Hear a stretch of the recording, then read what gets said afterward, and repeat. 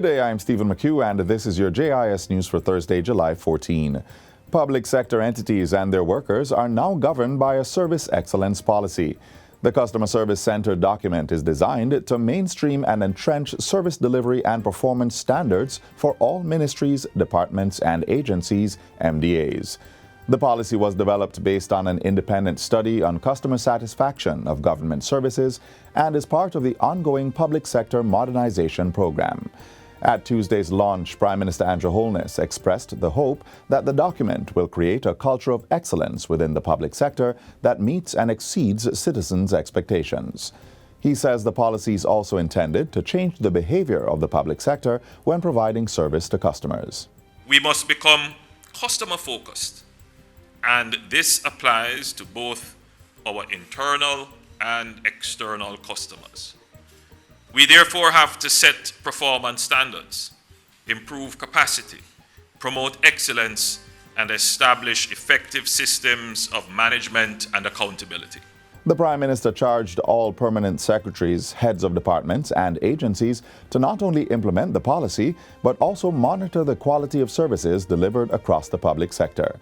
Mr. Holness also urged the public sector to show empathy when interfacing with customers. Not everyone has the level of literacy to articulate effectively their concerns, their problems. And so that requires empathy, which will inevitably lead to patience,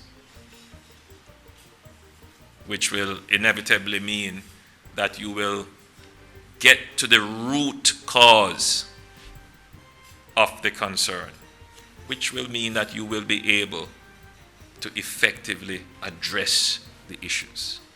So it starts with a posture of empathy. In the meantime, Prime Minister Andrew Holness is urging public sector workers to increase their productivity. Mr. Holness reasoned that improved customer service by the public sector will allow the state to pay higher wages and provide more resources for workers to do their jobs. Improved efficiency and service means improved productivity, which means a positive impact on the growth of our economy, which means more jobs, which means our citizens prosper. And when our citizens prosper, we all benefit. In addition, when we improve service delivery, we reduce waste, reduce costs, we receive less complaints, we have happier citizens, we have happier team members, and somehow that just dramatically translates into increased global competitiveness. And that increased global competitiveness makes Jamaica more attractive for investments, which provide new opportunities for Jamaicans. Government will be providing back-to-school support for public sector workers who earn $600,000 or less per year. Finance and the Public Service Minister, Dr. Nigel Clark, made the announcement Tuesday. The funds, he says, are being offered to cover back-to-school expenses, which will become due before the completion of the public sector compensation review. And in the context of global inflationary pressures, I want you to know that we are working to ensure that we will have in place a program that persons who earn at the lowest levels in the public service can be assisted with back-to-school support in the same way we're assisting non-PATH students. Minister Clark says additional information about the intervention will be provided shortly. In the meantime, Dr. Clark said the public sector restructuring exercise has been going well. The first round of consultations with unions, bargaining groups, and professional associations have been completed, and second-round consultations are ongoing. Minister Clark says more updates will be provided later. The public sector compensation review is intended to overhaul the structure of salaries and other emoluments in the public service to make it more equitable.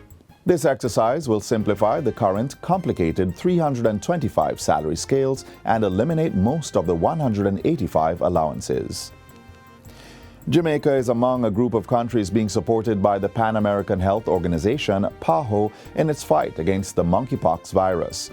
The assistance in detecting and containing monkeypox comes in the form of increasing laboratory capacity and guidance.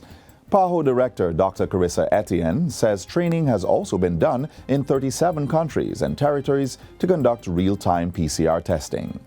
Jamaica, Brazil, and Mexico have also received in-person and virtual workshop sessions. We also helped countries develop surveillance and contact tracing protocols, which are critical steps to disrupt the chain of transmission.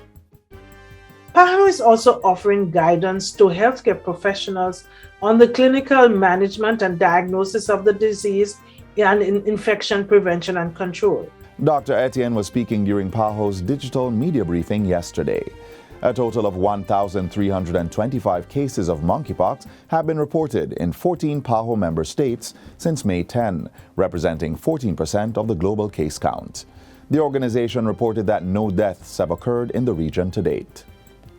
And finally, the parish of Clarendon is in a state of readiness for disaster-related eventualities during the Atlantic hurricane season. Minister of Local Government and Rural Development Desmond McKenzie made the announcement at a recent town hall meeting in Rocky Point.